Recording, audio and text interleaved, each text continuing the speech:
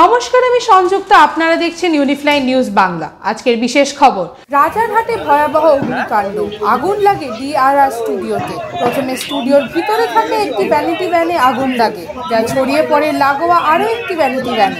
খবর পেয়ে দমকলের একটি ইঞ্জিন আসে ঘটনাস্থলে, তবে দমকলের গাড়ি আসতে দেরি হওয়ায় বিক্ষোভ দেখায় কর্মীরা।